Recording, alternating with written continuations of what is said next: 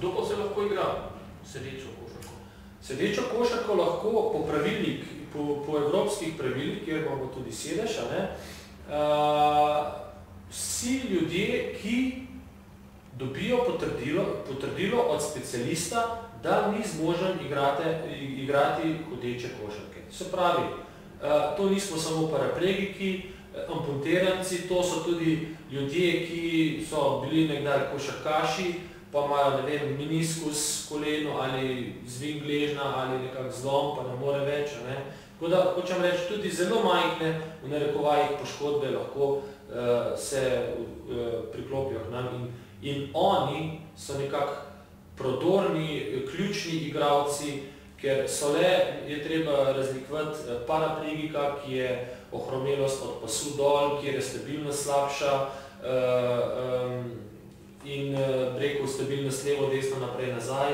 In tukaj je le drugač kot oseba, ki ima zelo majhno poškodbo, lahko s celim telesom si pomaga pri vozičku, pri prodoru, in pa seveda potem višini.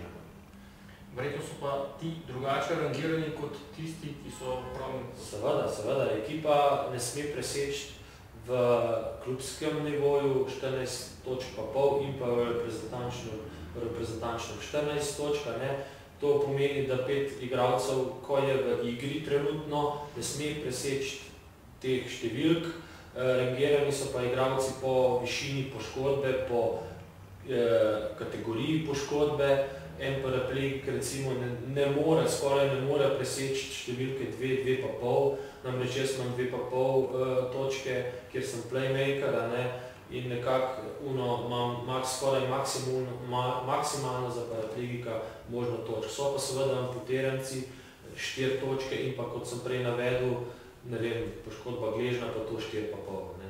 In to pomeni, da če sta 2, 4,5, pridejo upoštev tudi nižje točke, kar je to, rekel, zelo pravični sistem igre, tako da so lahko vsi deležni teh minutaž.